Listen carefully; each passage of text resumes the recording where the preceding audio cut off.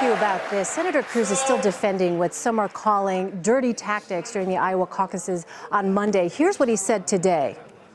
What I would say is the information that was passed on by the political team was true and accurate, and it was relevant to the election. It was, in fact, what Dr. Carson did. He didn't come to New Hampshire. He didn't come to South Carolina. He got on a plane and went to Florida. And that was publicly reported. Now listen, Ben Carson is a good and honorable man. He's a decent man. He's someone I like and respect. But in the political process, the voters are entitled to know the truth of what is occurring. And when breaking news was reported that was true and accurate, it was part of the democratic process to pass on things that are true and accurate. Let me just ask you about that. Is there the potential there for what happened in Iowa with respect to the Ben Carson campaign to be harmful to Senator Cruz? It's possible. If voters look at Ted Cruz, and say your treatment of this ambiguity about what Ben Carson was or wasn't going to do after the Iowa caucuses stinks. Does it smell of really nasty, dirty politics, the kind of politics Republican voters are uncomfortable with? We don't know yet. That was probably going to come up in the Saturday debate here in New Hampshire, and it might be a part of the conversation all the way up to Tuesday's primary. There are a lot of issues to unpack here. Let me try to do them very briefly. Ben Carson did make it clear that he was going to go home and not go to New Hampshire or South Carolina. The Cruz campaign seized on that as possibly a signal that he was dropping out of the race. And some of his political operatives called to various caucus sites around Iowa and said, hey, let those people know that Carson's out. And they did not correct the information when it became clear to them that Carson wasn't out. He was just taking a day off the campaign trail. Now, in the history of dirty politics in America, that's pretty low-level stuff.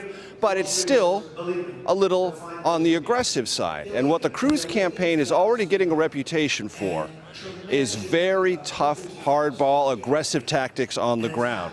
And if Republican voters are uncomfortable with that, that may come back to haunt them. Now, I will tell you there's another side to this story. Ben Carson's top advisors told me today that since all this happened, something important for their campaign has transpired. What is that? For the first time since November, they're raising real money. Why? Because Ben Carson has now become a sympathetic figure.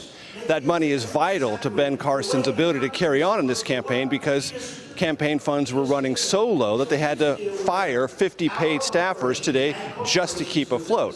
Here's another angle to this.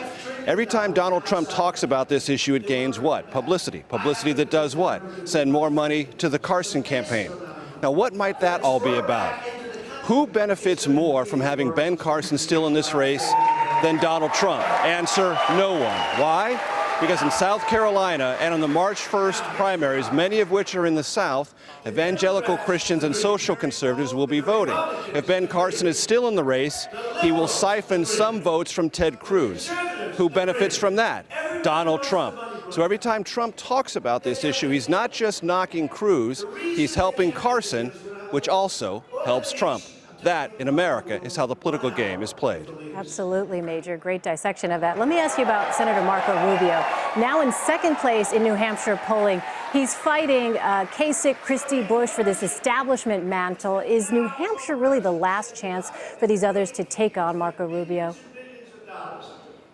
It quite possibly could be. And what's interesting now, it's only one poll. Let's be careful about one poll in a campaign season, but it does show, and this survey was taken half before the Iowa caucuses and half after.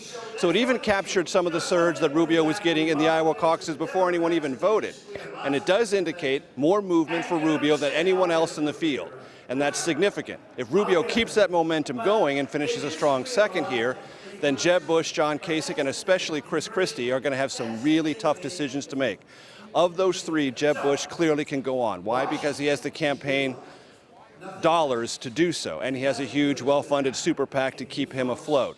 Chris Christie and John Kasich are essentially campaigning on fumes. They have very few resources left, and if they don't perform well in New Hampshire, new money is not going to arrive, and they're going to have to close up shop. So, second and third are absolutely vital to the prospects of Chris Christie and John Kasich. And if Rubio comes in a strong second and there's a great deal of distance between him and Jeb Bush, it could effectively be over for the former Florida governor as well. All right, Major Garrett in New Hampshire for us. Major, thank you. Sure.